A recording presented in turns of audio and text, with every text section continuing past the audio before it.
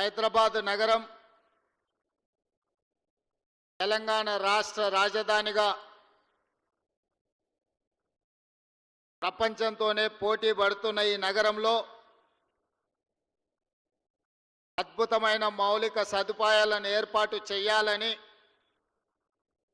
ఈ హైదరాబాద్ నగరాన్ని విశ్వ నగరంగా తీర్చిదిద్ది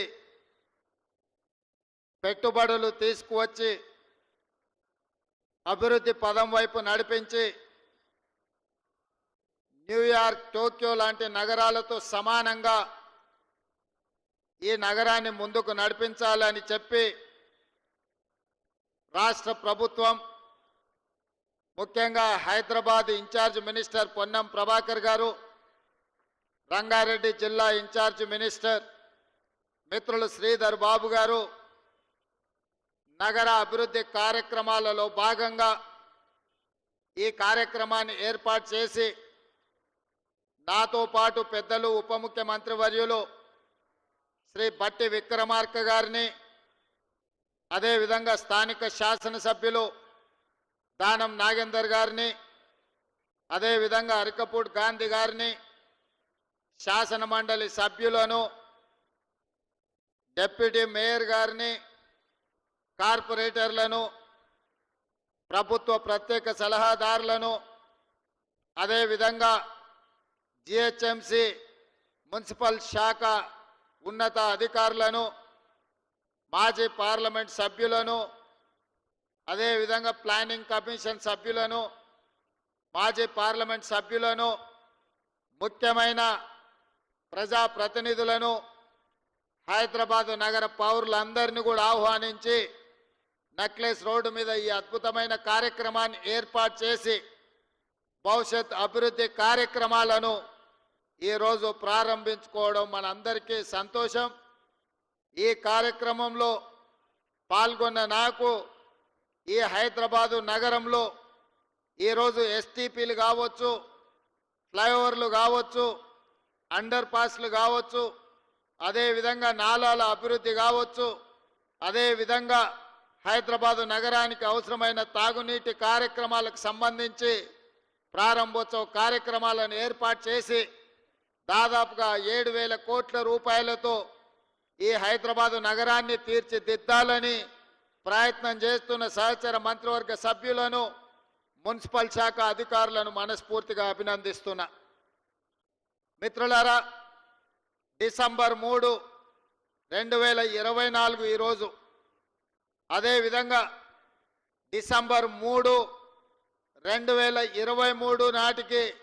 ఒక ప్రత్యేకత ఉన్నది. సరిగ్గా సంవత్సరం క్రితం 4 కోట్ల తెలంగాణ ప్రజలు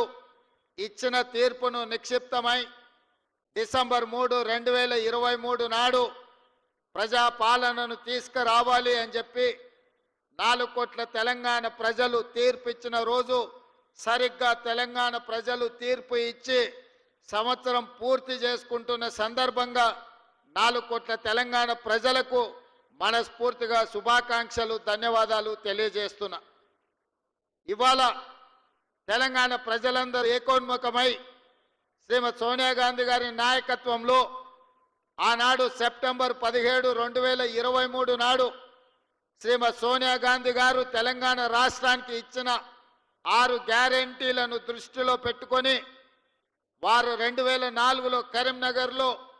తప్పకుండా 60 సంవత్సరాల తెలంగాణ ప్రజల యొక్క ఆకాంక్షను నెరవేరుస్తానని ఇచ్చిన గ్యారెంటీని వారు అమలు చేసి 10 సంవత్సరాలు పూర్తి చేసుకుంటున్న సందర్భంలో మళ్ళీ తెలంగాణ రాష్ట్రంలో శ్రీమతి సోనియా గాంధీ గారు 6 గ్యారెంటీలను తెలంగాణ ప్రజలకు ఇవ్వడం జరిగింది. 3 తారీఖు నాడు ఫలితాలు రావడం, 7 తారీఖు నాడు అధికారాన్ని చేపట్టడం, డిసెంబర్ 9 తారీఖు నాడు శాసనసభ సమావేశాలను ఏర్పాటు చేసుకొని మొదటి రోజే ఆర్టీసీలో ఆడబిడ్డలకు ఉచిత ప్రయాణం, అదేవిధంగా పేదవాళ్ళ ఆరోగ్యాన్ని వాళ్ళ కాపాడాలని రాజీవ్ ఆరోగ్యశ్రీతో 10 లక్షల రూపాయల ఉచిత వైద్యాన్ని, కార్పొరేటు వైద్యం అందించడానికి మొదటి రోజు శాసనసభ సమావేశాలలో మనం నిర్ణయం తీసుకోవడం జరిగింది. ఈ డిసెంబర్ మొదటి వారం మొత్తం విజయోత్సవాలు, మనం సాధించుకున్న విజయాలను స్మరించుకొని సంవత్సరం పూర్తి చేసుకుంటున్న సందర్భంలో రాబోయే సంవత్సరానికి మనం భవిష్యత్ కార్యాచరణను కూడా ఈరోజు నిర్ణయించుకోవాల్సిన అవసరం ఉన్నది. మిత్రులారా, ఈరోజు ఆలోచన చేయండి. హైదరాబాదు నగరం అంటే తెలంగాణ రాష్ట్రానికే కాదు, ఈ దేశానికి, ప్రపంచానికే ఒక ప్రత్యేక గుర్తింపు ఉన్నది. ఇవాళ అమెరికాలో సిలికాన్ వ్యాలీలో ఇంజనీర్లు ఉన్నారు అనంటే, సిలికాన్ వ్యాలీ నడుస్తుంది అనంటే, ఈ హైదరాబాదు నగరం తెలంగాణ రాష్ట్రంలో చదువుకున్న నిరుద్యోగ యువకులు ఇంజనీర్లుగా మారి అమెరికా లాంటి దేశాలను సాంకేతిక నైపుణ్యంతో అభివృద్ధి చేస్తున్నారంటే అందులో ఈ హైదరాబాదు నగరానికి ఒక ప్రత్యేకమైన స్థానం ఉన్నది. ఇదే కాదు, ఆనాడు శ్రీ రాజీవ్ గాంధీ గారు ఈ దేశం యొక్క భవిష్యత్తు మారాలి అనంటే కంప్యూటర్ యుగం రావాలి, 21వ శతాబ్దంలోకి వేగంగా అభివృద్ధి చెందాలి అంటే ఈ దేశం యువతకు కంప్యూటర్ని పరిచయం చెయ్యాలి అని ఈ దేశానికి కంప్యూటర్ని రాజీవ్ గాంధీ గారు పరిచయం చేసింది. వారి నేపథ్యంలోనే ఆనాటి నేదురుమల్లి జనార్దన్ రెడ్డి ఉమ్మడి రాష్ట్ర ముఖ్యమంత్రి గారు మొట్టమొదట హైటెక్ సిటీకి శిలాఫలకం వేస్తే, ఆ తర్వాత వచ్చిన చంద్రబాబు నాయుడు గారు హైటెక్ సిటీని నిర్మించి ఐటీ కంపెనీలను వారు తీసుకురావడం జరిగింది. వారి తర్వాత ముఖ్యమంత్రిగా ప్రభుత్వాన్ని ఏర్పాటు చేసిన డాక్టర్ వైఎస్ రాజశేఖర రెడ్డి గారు ఐటీ కంపెనీలను కొనసాగించడమే కాకుండా ఔటర్ రింగ్ రోడ్డును, అంతర్జాతీయ ఎయిర్పోర్టును, ఫార్మా కంపెనీలను తీసుకొచ్చి అదేవిధంగా హైదరాబాద్ నగరానికి ఆనాడు కీర్తిశేషులు పీజేఆర్ గారు ఎండాకాలం వచ్చిందంటే ఖాళీ కుండల ప్రదర్శన చేసేవాడు. ఈ నగరానికి తాగునీటి సమస్యను శాశ్వతంగా పరిష్కరించాలి అని వారు బతుకున్నంత కాలం పి జనార్దన్ రెడ్డి గారు ఈ నగరంలో పేదల కోసం కొట్లాడి, వారి పోరాట ఫలితం కృష్ణా నుంచి Krishna phase 1, Krishna phase 2, Krishna phase 3 తాగు జలాలను తరలించడమే కాకుండా గోదావరి జలాలని నగరానికి తరలించిన చరిత్ర కాంగ్రెస్ పార్టీ. ఈరోజు ఈ నగర ప్రజలు ఉస్మాన్ సాగర్, హిమాయత్ సాగర్ తాగునీటి జలాశయాలనే కాదు, అవి సరిపోకపోవడంతో కృష్ణానది జలాలను, గోదావరి జలాలను తీసుకొచ్చి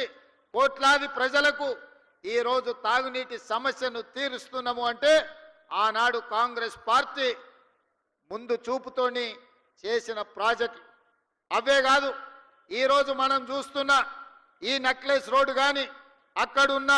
ఈ ఫ్లైఓవర్లు కానీ, లేకపోతే ఆ బుద్ధుడు కానీ, లేకపోతే ట్యాంక్ బండ్ మీద కట్టిన గొప్ప మహానుభావుల విగ్రహాలు కానీ, ఆనాడు ఎన్టీ రామారావు గారు, కోట్ల విజయభాస్కర్ రెడ్డి గారు తీసుకున్న నిర్ణయాలు ఈరోజు ఈ నగరం ప్రపంచంతోనే పోటీ పడే విధంగా అభివృద్ధి చెందింది. మరి మిత్రులారా, ఇవాళ గొప్పగా మెట్రో ఉంది మా హైదరాబాద్లో అని చెప్పుకుంటున్నాం. ఈ మెట్రోను హైదరాబాద్కు తీసుకొచ్చింది కేంద్రంలో అర్బన్ డెవలప్మెంట్ మంత్రిగా